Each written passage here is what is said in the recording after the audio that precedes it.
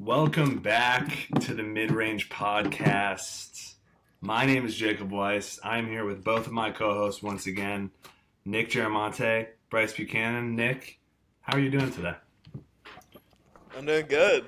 Good as always. Good start to the new year. Some great games. Blessed to be here with y'all.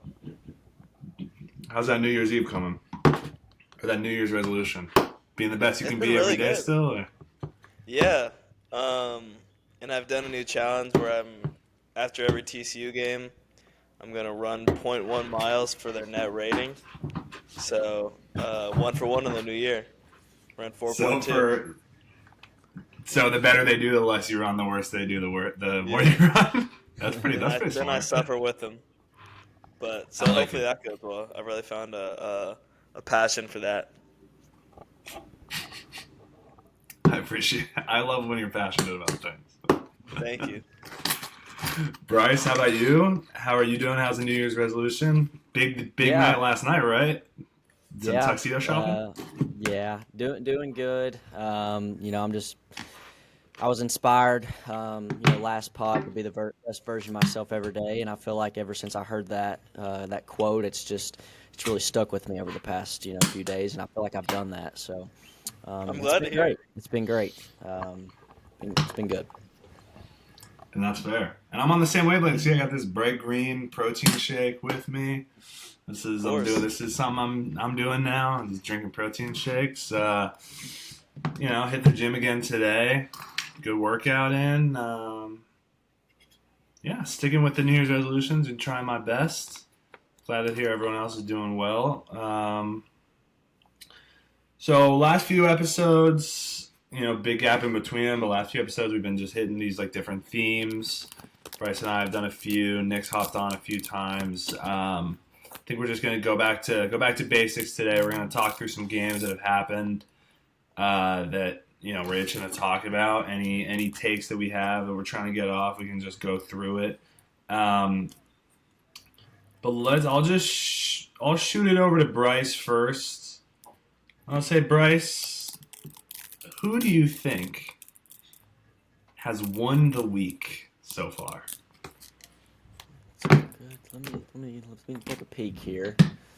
Um, I would say Vanderbilt's won the week. Your first real big test coming into the year. Everybody's, waiting to see you play that top level team, and I think I think Vanderbilt kind of controlled the game. I know they were up 13 at one point. And, Bama kind of made a run back, but that's going to happen with those Bama's teams that just shoot a lot of threes. They're going to hit those threes. Vandy won the week. Tyler Tanner, in general, specifically won the week for me as a player.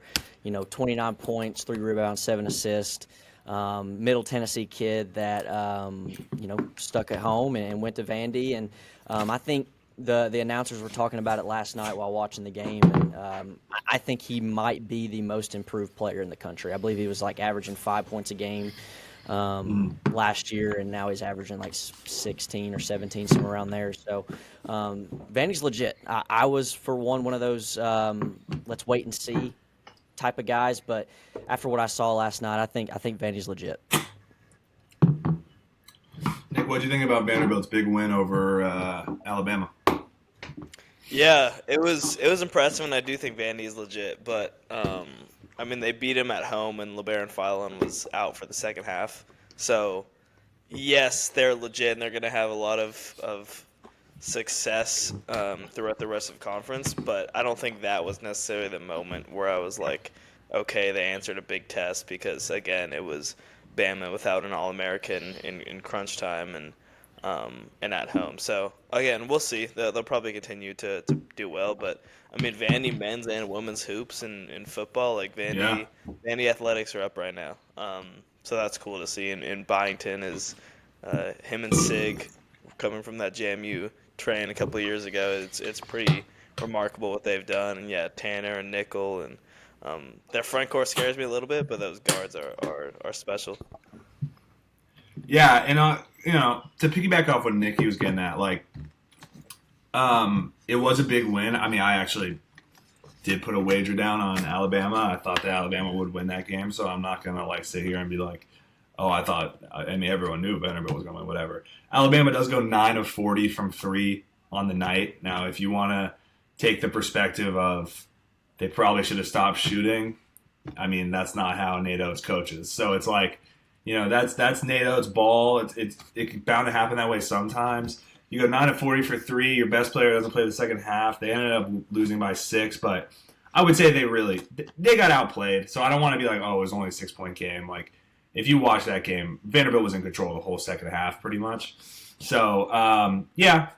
But, yeah, I agree. Credit to Vandy. And I agree with Nick. And Nick and I have kind of been on the Vanderbilt train. I imagine, Bryce, it's been a little bit hesitation from your end given the implications. But I've been in on Vanderbilt, I think, since they beat St. Mary's. And if you go through their wins, like, they only age better and better. I mean, they beat UCF, they beat SMU, they beat St. Mary's, they beat they beat these good teams that at the time were unranked but are now ranked. I mean, there's 3 teams that have become ranked since they beat them. So that's something to be said for that they've got a lot of wins and they are a good team.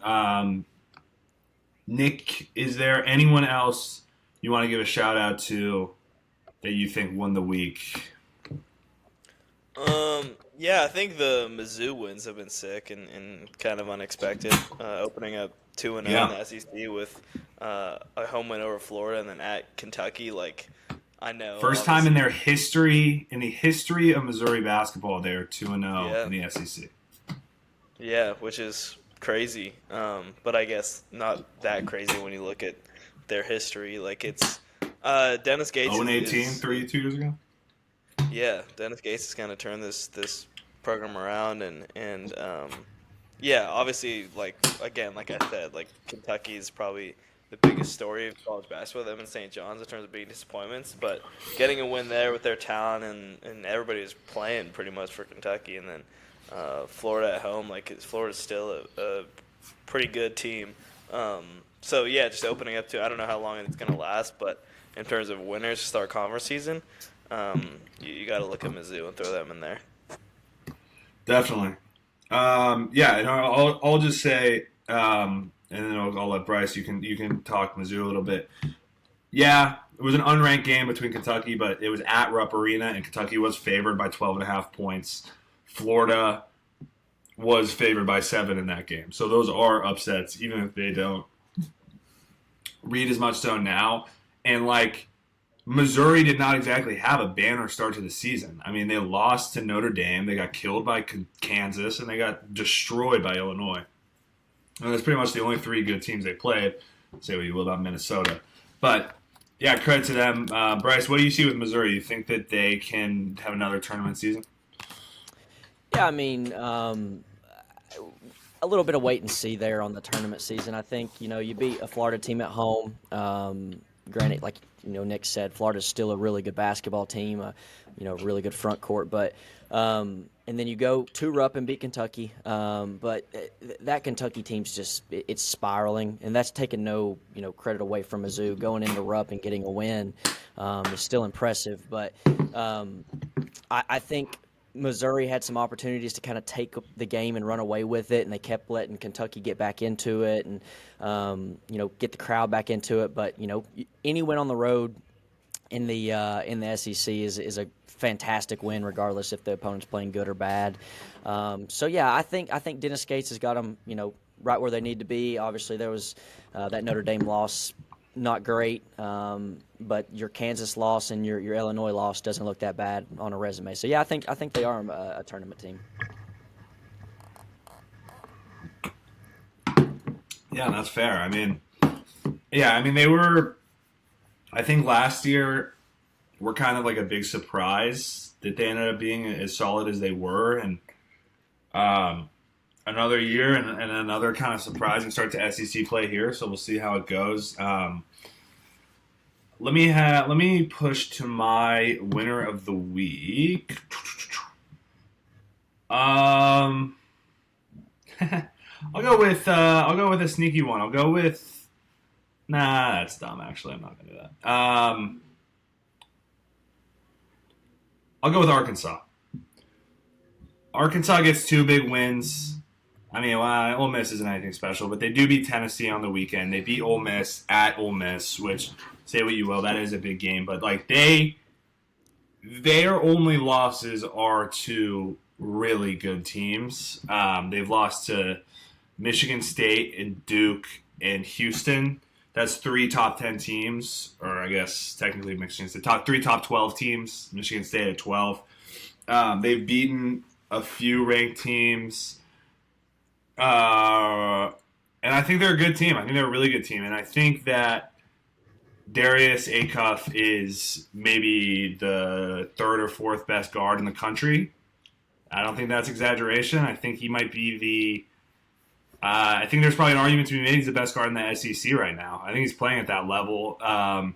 He's been completely absurd for them. He's been completely in control of both the offense from a playmaking perspective, but also from a scoring perspective. He's averaging 19.5 points and 6 assists on, let me get it here, on 62% true shooting, which is fucking elite for a guard. I mean, that is really, really, really, really good at his size. Guy is shooting 44% from 3. He's kind of like, and I know he's been hurt, so I'm not like ragging on him, but he is kind of what I thought Mikael Brown was. Like, he's just completely in control of that offense as a true freshman. He is a classic John Calipari guard. If he were wearing, I mean, I'm sure he's going to end up being a top pick, but if he were wearing Kentucky colors, I think he'd already be the number 1 pick, signed and sealed. Like, he is a really, really good player, and I think a lot of people had high expectations for him and think he was a 5-star in high school. There were definitely expectations, but him and Arkansas have been, I think the fact that they've they've met their preseason expectations is actually impressive to me, because I thought they would be disappointing. He has been the driving force of that. John Calipari deserves credit as well, and the Arkansas Razorbacks are a lot of fun. I think they're gonna be. They might be my second best team in the SEC after Vanderbilt, which is crazy to say, and also an indication of how far the SEC has fallen this year. But I'm going to go with Arkansas, my winner of the week so far.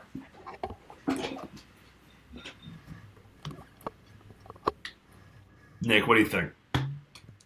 Yeah, I mean, like you said, it's a team built exactly how the best Cal teams are built, with star freshmen, and obviously Acuff being a guard especially is pretty remarkable. Again, like, it's every night that it seems like a freshman is balling out and shows this insane freshman class. And like Mikel's just hurt right now, so you're probably forgetting about him, and when he comes back, he'll have a crazy performance, and it just goes on, which is pretty insane. But I mean, you could make a very good case that Arkansas is the best and maybe most trustworthy team in the SEC right now, just because of the newness of Vandy, and like you mentioned, Arkansas is probably number 2 right now. So, they're a fun team, and it's going to be interesting to see how far they take them, because like Brazil has been really good, and they have supporting cast, but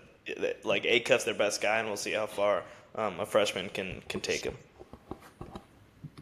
Yeah, I mean, a lot of big teams are relying on a lot of freshmen to take them far this year. I think that you look down the list to the top 12, 15, almost all of them have a star freshman on them. So, aside from Iowa State and Purdue, it's kind of like been the selling point of the season for these top teams. But Bryce, what do you think about Arkansas? I'm sure you watched every second this weekend. So, what did you see with them?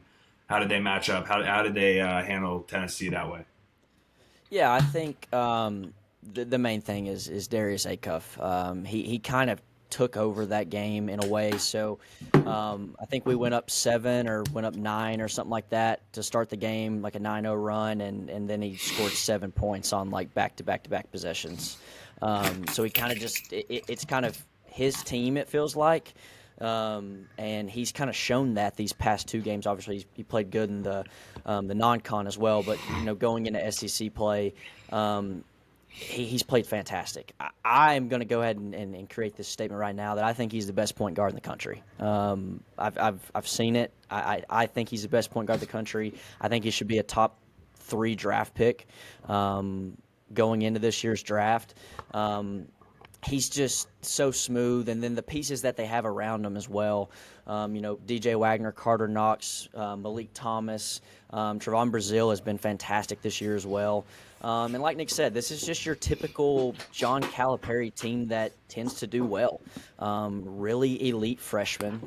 He's sprinkled some older guys in, and I think they might be the most trusted team in the SEC to kind of. They've already met their expectations, but to kind of exceed those expectations coming into the year. So I've been nothing but impressed with Arkansas and Darius Acuff in general as well. Yeah. I guess on that note, I'll just ask this question. You say Darius Acuff's the best point guard in the country. You think he's a top 3 caliber pick.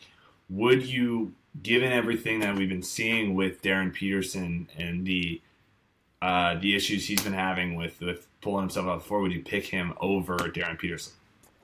Well, when I say that, I mean as in guys that are playing night in and night out. I can't give Darren Peterson the best player in the country or best point guard in the country right now when he plays a half and then he doesn't play the second. No, yeah, I'm not saying Darren Peterson is in that conversation. I'm saying who would you pick? Yeah, I'm in the picking draft? Darren Peterson over Darius Acuff. What about a guy on your own team? Well, yeah. Jacoby Gillespie. I mean, I get that. I get that. Yeah, I know. And he's the second best point guard in the country. Your high school teammate, right? Correct. But it's what Darius Acuff did against Tennessee, who's known to be a really good defensive team. He just controlled the game. And as a freshman, when you're doing that, you get that type of credit. So I think he's the best point guard in the country. I think Jacoby is right there behind him. I mean, he's kind of done the same for this Tennessee team. He's basically put him on their back or on his back. So, but it's been fun watching Darius Acuff play, especially getting to see kind of the full game, full focus on that specific game Saturday, and just. He's just so smooth. He shoots the ball well. He gets to the basket well, and he's strong for a freshman. Yeah, he's awesome. I mean, he's absolutely awesome. Best point guard in the country. I respect the take. I would disagree personally. I mean, I don't think he's better than Braden Smith, but I do think he is an awesome player. I don't think so. Ooh, that's true. I would consider him a 2. That's fair. But if he is, he's better than Darius Acuff. But that would be my honest opinion in terms of like just pure efficiency.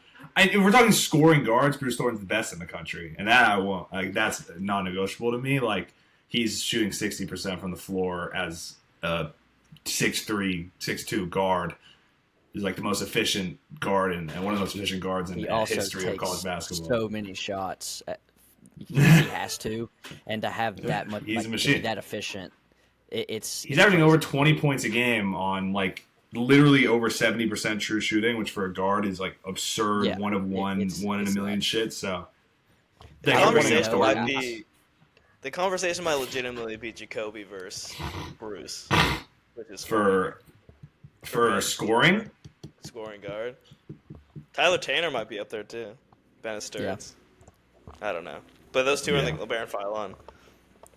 Yeah, it's just a funny conversation. So it is. No, it is. That's probably true. Honestly, I mean, I don't know. I mean, Gillespie's had some stinkers, if we're being honest. But if you really want to put him up there, I'm not gonna be overly antagonistic, but I don't know if he's really been quite on Bruce's level. But that's beside the point. That's fair. I want to give a shout out. Well,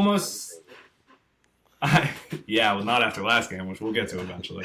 I do want to bring up kind of a dumb one that I almost did, and I was like, that's stupid. That's a waste of it. But Providence beating St. John's on Saturday and then going to overtime with UConn yesterday is pretty hilarious. Like, they were, like, dead. Like, I think they're pretty much out of the tournament already. And, like, for them to just randomly go on a take the two, in theory, I don't know if St. John's is this anymore, the two best teams in the conference, beat St. John's and go to overtime with UConn. Speaking of, can someone explain to me what happened last night with Hurley? I'm still trying to figure it out. I didn't watch the game, to be honest. I was at women's ball, but I know he got a T, and then I saw him tweet about the fact that it was like the first time he got a T not in the locker room or something. But yeah, and then all the meme accounts were going in on how like he's gonna be suspended. Like Scott Hughes was getting in the mix and all that kind of stuff. It's just more of Hurley refs Hughes. from my scroll and X.com, the everything app, which is kind of the same old story. But it seemed like they kind of got away with it. Yeah. But Providence is an interesting case because it's not like, they're little old Providence. Like they probably have a top 25 budget. I agree. It's just funny, like, to be dead.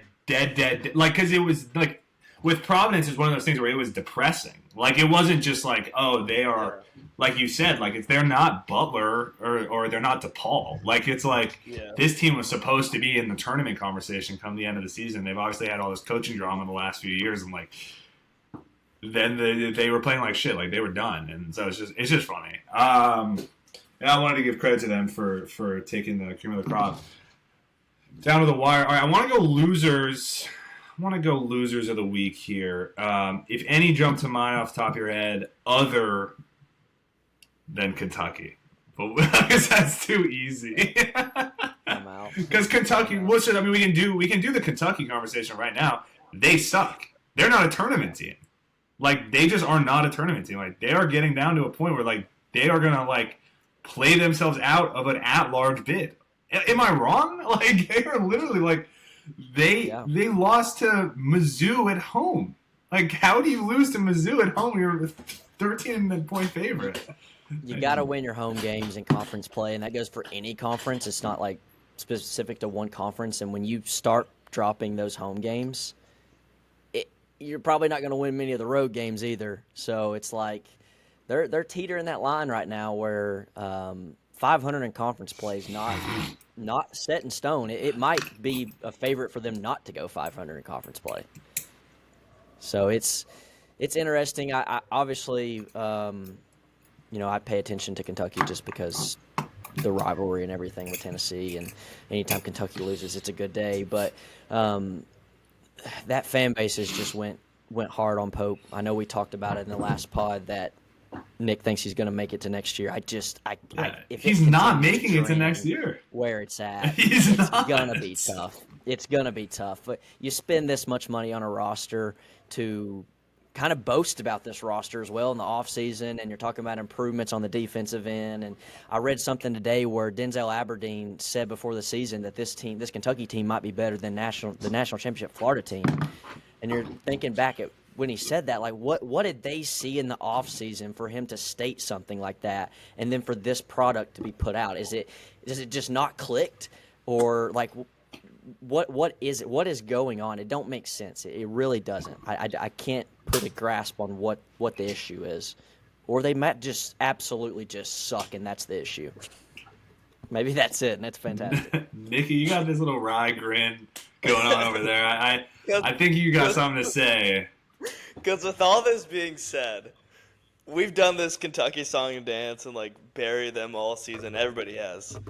With all that being said, they're still 30 in Ken Palm, and their next games are home versus Mississippi State, at LSU, at Tennessee, Texas, Ole Miss. Like, this SEC schedule, why they could still bounce back. Like, after everything. They could. But, like, they're really not, like, they're not in the nightmare situation. Like, they are, but in terms of, like, making, I don't know, there's still so much time in the season to write where I think.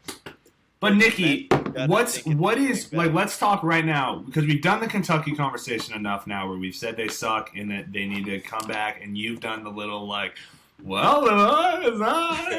like, rocks. What is best case scenario now? national What is the championship. highest possible? What is like real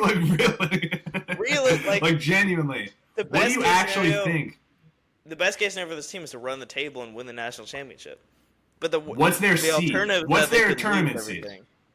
Their tournament seed right now is probably, I don't know, 10, 11. Dayton.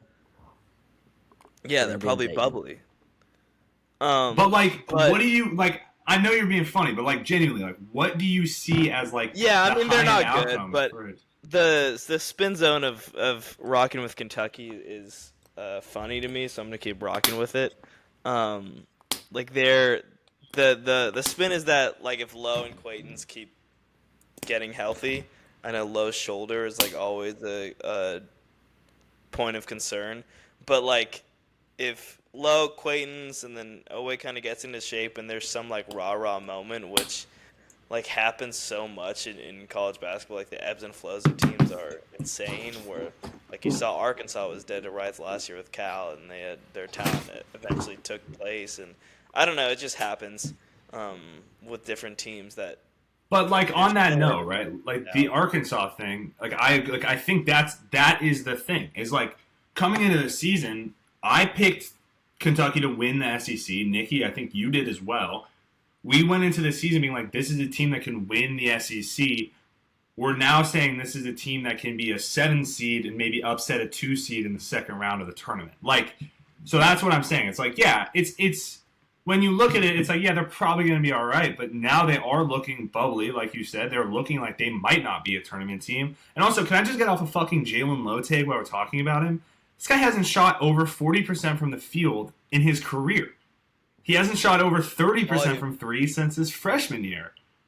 Yeah, the volume, he's shooting 50%, like 50% true shooting from your main scoring guard is insanely bad. Like, that is not a viable option. And, like, we should have known this coming into the season. Like, he wasn't that great for Pitt, aside from when he fucking hit that buzzer beater on Ohio State last year. Like, there was just this perspective with him, and, like, that he was going to be the savior. He was never the savior. Owe is, like, not particularly efficient either. They just don't have particularly efficient basketball players that play within an offense. Like, I agree with you, Nicky, that they could turn it around, but it's like, I'm just curious to see what does the turnaround look like if it does happen. Like, what is the best case scenario? Where do they go from here? Like, yeah, they're probably not going to. But I'll play devil's advocate just because I love BBN, and I hope nothing but the best for BBN. And I don't know what everything Pope's done for them and winning national championships and all that kind of stuff. So, yeah, hopefully they turn it around. It would be a nice Cinderella story. But here's the thing, though. You said that the Arkansas team from last year was in the same boat as Kentucky this year. Here's the difference in those two teams. One has John Calipari as their coach. You're right. One has that's Mark a Pope great point. as their coach. What has Mark Pope done to be even put in this category that can turn this around? He's done nothing. He won his first tournament game last year. I think he's been coaching for 10 years, 10 or 11 years now, something like that. Well, Nicky's the number one Mark Pope guy. That's what you got to keep in mind. No, if you want me to be 100% serious, they're not going to. Pope sucks. Okay. That's my real thing. But going back into character, like BBN, there's something special about those blue jerseys and putting them on. Yeah. Something special. Is my real there is thing. something special. Yeah. There is something special. I do think I still think that Pope is going to get at least another year just because he's one of their own and all that kind of stuff. Whether I think it's right, no, because I do think Pope is a bad hire from the start.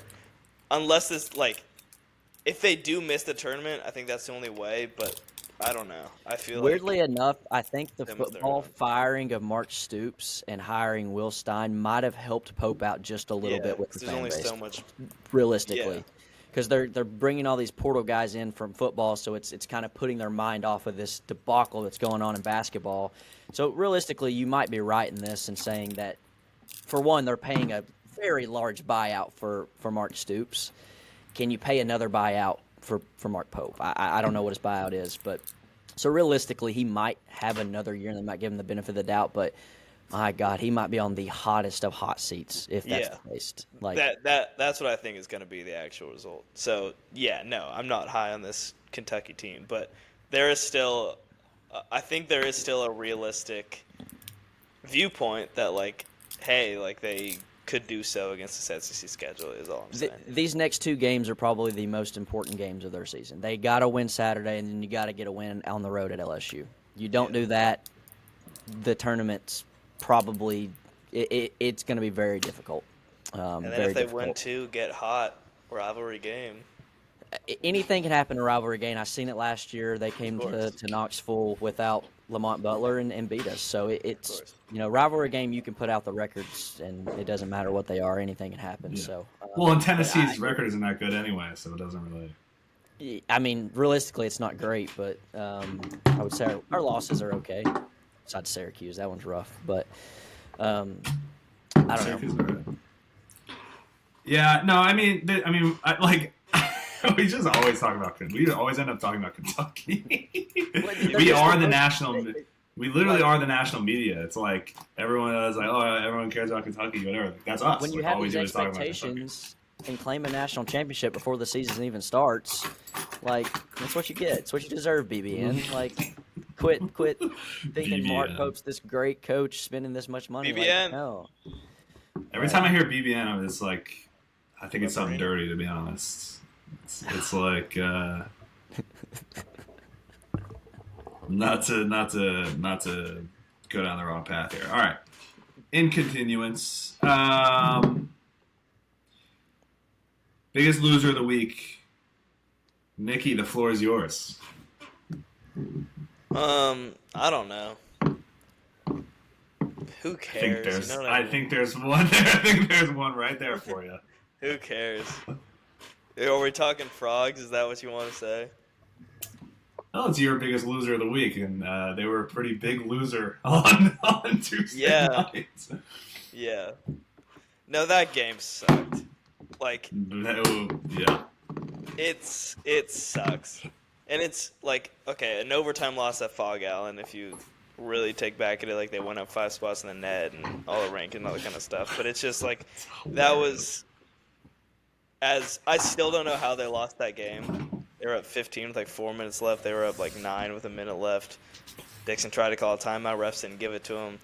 That ball was probably off floor. There's just so much stuff you can look back on that's like, if they just got one flip of it and like a dumb foul on DP shooting the 3 and it was just a golden opportunity where they were playing unbelievable basketball, and it could have been an awesome spot to go 2-0 in the Big 12, steal a win, and then have all the momentum for number 1 Arizona coming into the shoal on Saturday, and they just completely blew it. And now you're looking at, okay, number 1 Arizona, and then you go at BYU. Like, they're not winning at BYU, and I'd give them a small chance to beat Arizona, but it's just tough to come back with it. Like, it's heartbreaking, because that was, like, legitimately, I can't get it out of my mind of like how they lost that game, and it's just a horrible missed opportunity, especially when you're in the bubble, because a win at Kansas is pretty strong in your resume when they're going to look back on Selection Sunday, and it could be the difference them missing or making the tournament. So yeah, it blows. With that all being said, like, guys playing like David Punch, he's my everything. Like, he's so good, and he's my will to live and watch TCU basketball. He's just become so good. Like, you watch him and you're like, this TCU hasn't had a guy like that in a while. So that's cool to see. And then staying as a true sophomore is awesome. Micah Robinson's been awesome. LT's been awesome. Xavier Edmonds been awesome. Like, these players are playing good. Just like late game, got to make free throws. You can't make those dumb fouls, and we're still a little bit away, but we're right there, and at least that's encouraging. So yeah, they need another signature win, because they're probably going to lose these next two, and it could get bleak, and you got to be able to steal one in this Big 12 schedule. Nicky, are you a superstitious? Are you a superstitious person when it comes to sports?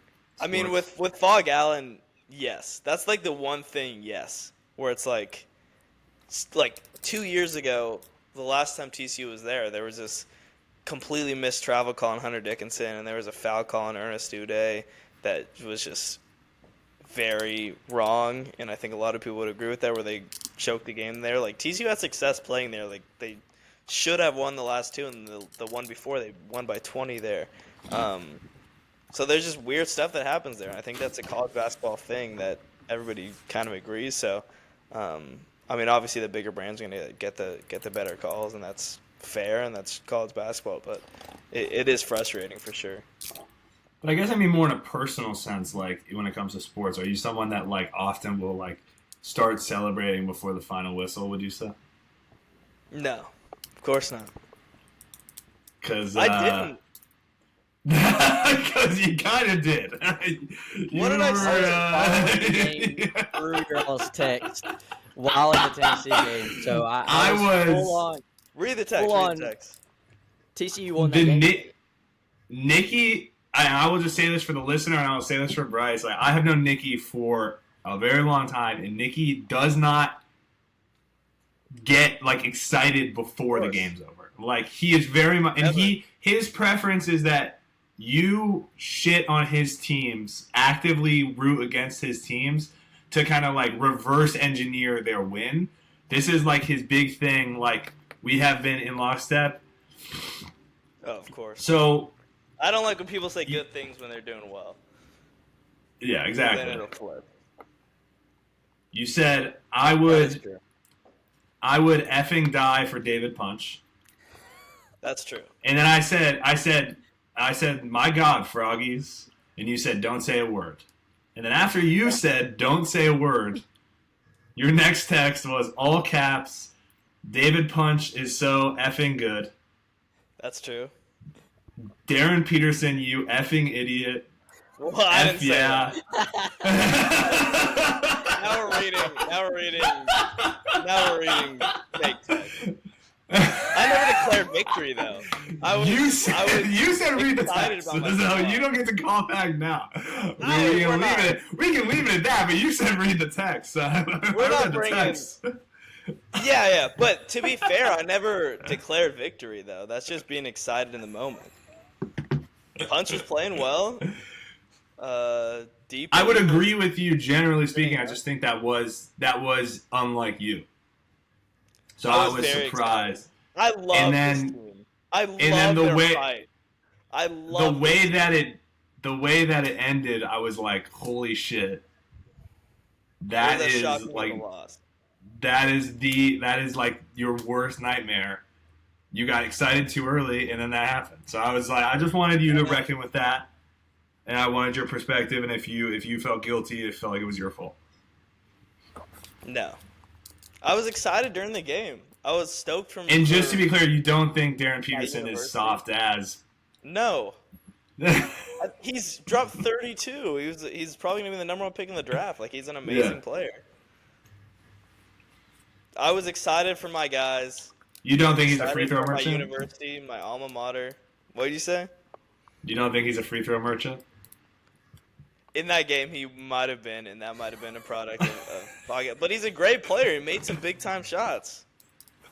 He did have a ton of free throws. Kansas shot 40 free throws. Yeah. That's just a fact. Yeah. I did receive another text from somebody that said he was the softest MFer on the planet. But I was like, that was I don't agree with that. That was a whole other person. So I don't even want to like put that on this podcast. I just want to say, like, per sources, Darren Peterson, softest mother effer on the planet. Per sources. Anonymous. Again, I would never say that about an athlete. Of course not. I didn't say you said I it. will say this. TCU basketball's up there with my highest of, like, things I care about. So, like, my emotions, especially this was a big-time game, this was a big-time opportunity. I was, like, our sophomores are balling, like, Punch and Micah are putting together all-time games. And my emotions got the best of me. Like, I wanted this one bad, and it hit me hard. I'm just going to be honest. So, yeah, I'm not going to apologize for my emotions getting the best of me mid-game. I would say mid-game, throw everything out the door. Like, whatever you say or do mid-game. I love it. But yeah, I love the I'm intensity. passionate about TCU basketball, and I root hard for them. So I'm not going to apologize for that. And what happens between the lines stays between the lines. And that's fair, Nick. I love it. I just thought I should ask. I just thought like journalistic integrity, like we should be honest about that. I was very passionate about that game, to be honest, I couldn't sleep well that night because it was a late ending. I'm probably addicted to X.com, the everything app. I like to scroll, getting a lot of thoughts, and yeah, it was a complete missed opportunity. But I'm not gonna say I'm like the fight was there, the effort was there. That's what I love to see, and I hope it carries into. I hope they take this as fuel. And look, Arizona's coasting right now, right? Like they're playing real well. Pissed off Schulte, pissed off David Punch. I will say this: I saw your tweet on X.com or your X post on X.com, the everything app, about David Punch being the best player in the Arizona game. Yeah, I agree. I think there's an argument. Will be the best player on the floor on Saturday in Schulmeyer Arena. Koa Pete's an opening night merchant. With that being said, yeah, Braden Burries is the best player on that team, or best freshman at least. With that being said, I'm a product of pushing David Punch hype. If we want to keep it low key, I may start to do that more because his price is gonna get it's gonna get it. He's maybe too good. He's maybe too good for the Frog. It's where my head is at. We'll take it. You know, we can raise some money. We like our alums are like we can raise some money, but that's a problem for Notre Dame. Jeff Bezos' brother, right? Yeah, you saw Cuban put up for Tech. Why not? Why not Bezos? So we'll talk about that later. We will see. Bryce, any thoughts on TCU, or you want to give me your loser of the week if you have one? I'll say my TCU thoughts. I do have a loser, but my TCU thoughts is TCU is going to carry the momentum. I know they lost, but there's going to be momentum there from the effort, the energy, and Nick's just love for them. And they're going to get a big win this Saturday at home against Arizona. And I'm going to back this claim up, and I'm going to put U.S. currency on this claim. There we go. There we go. TCU is going to get their second win of the year that looks great. They got the Florida win. They beat Baylor too, which is, top 35 ranked team in KenPom. They're going to get that top 5 ranked win in KenPom this week. They're this weekend, Saturday. I don't know what time it is. 3 against Arizona. Like you said, Arizona's been coasting. They no blemishes. They're coasting. TCU changes that this weekend, just like they almost changed against Michigan. It's gonna happen. Give me the Frogs. Give me the Frogs. Let's go. I'm locked in. You might play at the same time as Tennessee, but we're gonna dual screen. Locked in. Actually, you don't play at the same time as Tennessee. So TCU versus Arizona is on the big screen this weekend with U.S. currency on the line. Let's freaking go, Frogs. Come on. I love it. I love it. It is frustrating because all our losses are like so like you look at like Notre Dame, we should have won that. We blew that overtime. Kansas, everyone knows that. Michigan, like they had the lead late.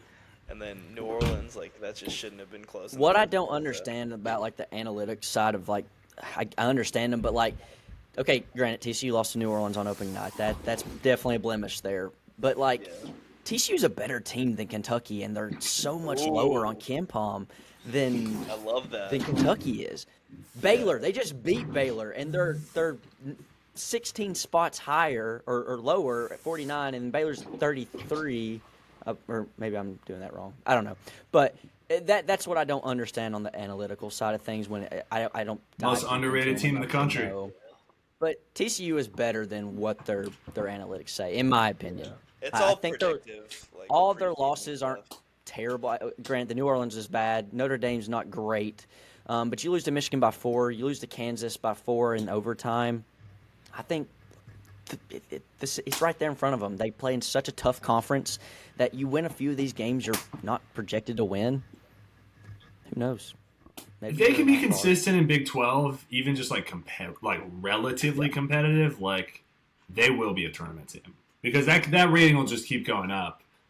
because like they lost in that manner to Kansas, and they went out by, like you said, like 5 spots or whatever. So it's like they're gonna keep pushing that's that. the benefit of the Big 12, having a great non-con is that like even if we get blown out to Arizona, like Arizona is top 5, so I don't think it'll get hurt that much. But that was just such a golden opportunity. So like regardless of the situation, it's gonna be tough to get over. Another quintessential mid-range hit 20 minutes on Kentucky, 20 minutes on TCU, and now let's pass it over to Bryce for your loser of the week. So I'm going to do more of like a loser so far in the season that's not who we've already talked about. And this is going to be specific to a coach, and that is Buzz Williams at Maryland. You leave an opportunity like Texas A&M, who has been, fairly good in the SEC the past few years. Granted, you had Wade Taylor, like he was fantastic, but you've built these teams, and that was your style of basketball. It was that the we're going to punch you in the mouth 15 times, and you're either going to get back up from it, or we're going to knock you out. What this decision has just it's turned out horrible for them. I mean, they're horrendous. It's bad. I mean, Maryland's went from the crab 4 last year to this product. But Buzz Williams in general, he I think he's jumped the gun a little bit. I think Texas A&M was in a lot better spot. Granted, last year, obviously, Maryland's coming off that Sweet 16 run, but you lost everybody that you had from that year. So I didn't like the move for him when it happened, and I think he's probably in the back of his mind saying, oh, man, like, what was I thinking? So not only – obviously, they're the loser of the week. They lost to Oregon, lost to Indiana, both at home. Games you got to win in conference play when it comes to just winning home games to be relevant within the conference. But just for the year, it's just not went well. And I think he's probably somewhere regretting that decision of leaving Texas A&M. I'm very sympathetic to Maryland in the Kevin Williard situation and how that went down, because that sucked, and as like a fan base that sucks. But this, like, it felt like this summer, like there was like this idea that Maryland was a premier job, like like not that like no one was saying it's Duke or whatever, but it was like that second tier type of level, like that it was, and it was like they just had like their first good season in like a decade. Like they're not a good guys like Jacoby come through there. It makes sense. It's and to that level. Derek Queen, who ends up being like a top 7 draft pick, like you had your moment. You have him in that great historically. Like this isn't a historically good basketball program. It just had moments. Like, and I agree with you. Like you leave Texas A&M, like. Texas A&M's got no problem with money. Like Texas A&M's got infinite funds. I didn't understand. That's the part I didn't understand. That is Texas Tech is branded as the oil school. Texas A&M literally has a location in Saudi Arabia. Like they are the oil money school. Like, why are you screwing around with that? Like, I agree with you completely. I think it was a stupid move, and I don't know if you guys follow Nick. You might follow JBR Bracketology on Twitter, but he does like the Grim Reaper for when a team gets eliminated. He's already hit Maryland with the Grim Reaper. He says they're out of at-large contention. So, yeah, I think it is fair. I mean, they were not 7 and 8 after the going into conference play. Yeah. So yeah, it's crazy. I mean, it went to overtime with Mount St. Mary's. That tells you all you need to know. Nick, any thoughts on Maryland? Have a good win. Yeah, the Buzz thing is funny because I feel like the main reason he left A&M is like they don't care about basketball and they weren't giving him money or that much money, and then all of his guys left from last year, so like Wade and all that group. So I feel like it was kind of like a fresh start type of thing. But again, it's like if a thing's going well, like in today's college basketball, and I don't know, stay there. If it's not like it just didn't. It seemed like a jump that. If he waited and had like another good year, like he could have gotten a better job because he is a pretty good coach. It's just obviously not the right fit. But yeah, it's funny how things work. And now like Buckyball there, like Bucky was like A&M's 10th choice. It seemed like in the coaching carousel, like they were looking at everybody and didn't land anybody, and Bucky kind of fell in their lap. And look, they just got that controversial win at Auburn, and they're off to a pretty damn good year where they're in the looking at an at-large right now, I would say, if the season ended. So, yeah, the coaching carousel is hilarious because sometimes you get some really, really weird fits and stuff just doesn't work, even though, like, Buzz, if, he got another job, is probably a damn good coach and he coaches hard. So, yeah, it's interesting. College basketball's funny that way. It is interesting. Loser of the week. I got to go Jake Diebler, the Ohio State Buckeyes. No, it's actually not the Ohio State Buckeyes. It is Diebler. And, like, Nicky and I were literally talking about this last time when you left, Bryce, on Sunday, and we were talking about this idea of, like, you giving up on the coach too soon. Man, Diebler, I just don't think he's a good coach. Like, and I think he's a great recruiter, and I'm not saying we need to fire him this year. I'm not saying he can't have a good career at Ohio State once he gets his players in there, because they are awaiting some pretty big recruits this summer, and I wouldn't get rid of him before they come. But just the situational coaching, the usage of timeouts, the usage of challenges, the play calling, it's not great. And there was this this tweet went viral after the Ohio State game of the action they ran to get the 3 on the last play, and they gave it to Bruce, and then Bruce kicks it to Mobley. Mobley runs down. Tilly's coming around the back, open to get a 3, and like wow, that was a nice play. Like that they got an open shot, but it's like, who are they calling it for? The center that's shooting 11% on the season from 3 and is like 2 of 8 on the game and can't make a shot and has been the main issue with Ohio State all night. Like, Ohio State had as good an opportunity to get a statement win as TCU did the other night. Like, this was the opportunity to beat Nebraska, who is, even though it's Nebraska, was the top 10 team in the country, was undefeated. You were favored in the game. You're Ohio State. You have the talent to compete. And they competed. Like, in the second half, they were right there. Mobley was unbelievable. Mobley is, like, back, like, all the way back. Like, I fucking love that guy. But, man, like, Ohio State has lost, now 3 games this year, or is that 4? I'm trying to think off the top of my head.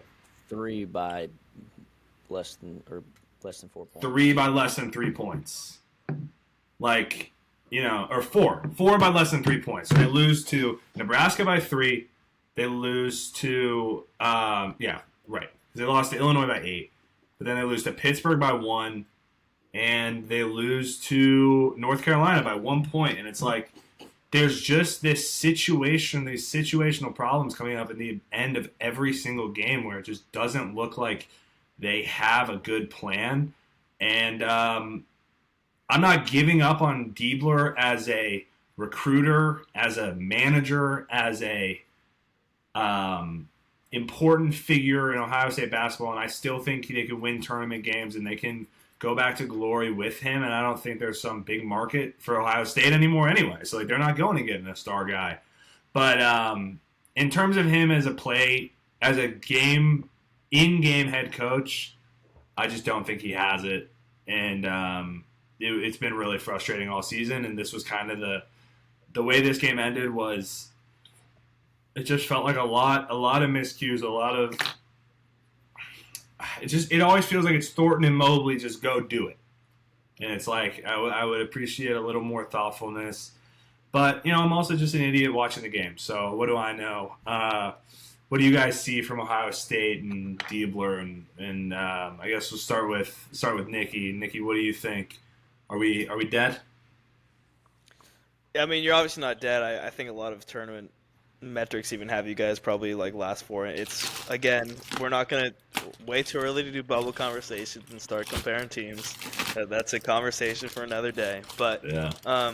In terms of, again, it goes back to college basketball conversation because it's hilarious that like or even college football for that matter, like when you talk on hires and all that kind of stuff, it's the actual game management and like play calling is like bottom of what everybody talks about and thinks of in importance. It's like ability to recruit, ability to like motivate the boosters and fan base to invest money in what you guys are doing and sell the boosters and connection with the school and all that kind of stuff. And then like relationship with the player, and then just drawing up plays is like the last thing. So you don't really think about that, and then when you have these close losses where you're in positions during the games where you have to get a bucket and you aren't able to execute, and losing these close games consistently is definitely frustrating. But in terms of Diebler as a coach, like as a college basketball fan, like it's one of those stories that you kind of want to see work out, because when Holtman got fired, like Diebler had zero shot of being the next full head coach, and then he goes on this unbelievable run where he wins like every game down the stretch that year, and they give him the job off of vibes pretty much, and obviously his connection to the school with the Diebler last name. So like you want to see it work out, because it's cool, and like that's why I love Dixon so much at TCU, like alma mater and all that kind of stuff, and more pride in school and all that. So I hope it works out. And they're not, but you have to make the tournament. You have to make the tournament soon, or else, it's time. The thing is with Diebler, like you said, he's the miracle. It's like, I think I mentioned this on a podcast we did early in the season, but I'm just going to reiterate it. It's like, it was an awesome end of the year. I think it was 2023. We win like 8 straight games to end the year. We go to I believe it was the Big Ten tournament semifinal, I believe. It was almost a crazy run. Yeah. Didn't you almost win that game too? Yeah, it was close. But still no at-large bid, obviously, that year. And you give the guy the job because of this awesome story, but then, like, you don't go through a hiring process when you give the interim the job. So, like, as much as awesome as the story is, it's like you can also look back on that and be like, man, like, I wish we went fucking 0-8 and got Dusty May. Like, if that was on the table, like, you know what I mean? It's like, not to, and hindsight's obviously 2020, but it's just like I like Diebler, and he's a good energy, and like I like when he, you get these clips of him talking to the team, and he seems like he relates with the team, and like I can see that stuff, like the motivational stuff. And we have 5 stars committing to Ohio State basketball again, so it's like I'm not trying to be like the complete doomer. Even if we don't make the tournament this year, I'm still not fire Diebler this year, but I just think, like, man, Ohio State basketball is going to come on their 4th straight season without making a tournament if they don't, like, figure it out this year. And, like, that would be Bruce Thornton never making a tournament. Like, that might literally – he might literally be the best player to never make a tournament if they don't make the tournament this year. Like, that's a genuine conversation. Like, I don't know. I'm a little bummed out. Yeah, like it's so tough when an interim does well, because like you see it.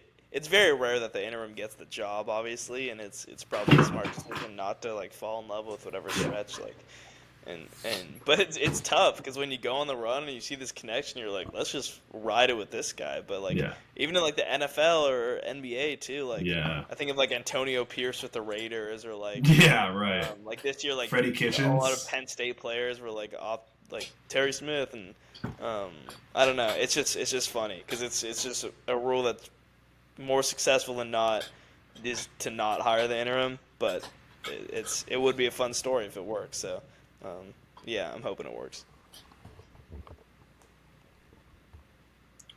Bryce, anything on Buckeyes? Yeah, I feel like everything's kind of been hit. I don't think your losses just this year in general are not. There's not really any. The Pittsburgh loss is not great, but it's an away loss. Like your other 3 losses are against Nebraska, North Carolina, and Illinois, who are all top 15 teams, I believe. So it's not like you have any like crazy bad losses. Now, granted, you don't have like that statement win just yet, but I'll keep on saying it is like in these conferences in the Big Ten, the Big 12s, every night. I mean, there's majority of the nights you got a chance to have a statement win. Playing Michigan, playing, you got Michigan twice, playing Iowa, Purdue, Indiana. Like you got opportunities for these wins. So it's obviously early to talk about like tournament and things like that, but I think everything's right in front of Ohio State. You just win the games you're supposed to, win your home games. Obviously, it was such a great opportunity this weekend, or was it Monday, to win, to get that Nebraska win. But I think everything's still right in front of them. You got arguably the best scoring guard in the country in Bruce Thornton. He can take you places. So no, I'm nowhere near out on Ohio State just because they got such a great opportunity in front of them with the games that they play. Yeah, it's just they have so much talent in their starting five. They have so much talent in their starting five, and like Bynum is awesome. True freshman has been an absolute like lifesaver for us. Has been a major difference maker. Like Royal and Mobley have their bad moments, but they are both really good college basketball players. They would be contributors on any team in the country. Bruce Thornton is a top 5 player in college basketball. Maybe that's an exaggeration, but he's in that conversation. They have zero depth. Like, that's the thing is, like, you look at that starting 5, you're like, wow, they're pretty good. And then, like, their bench had 0 points against Nebraska. And that's not the first time this year their bench has had 0 points. Like, it is a major issue, their depth, which is kind of the case with a lot of college basketball teams, but it's felt worse. And Tilly was supposed to be this guy that was going to make this big difference, and he looked so good to start the season, but like, I don't know, Nicky, was this what he was in Santa Clara? I don't really remember. He was good at Santa Clara.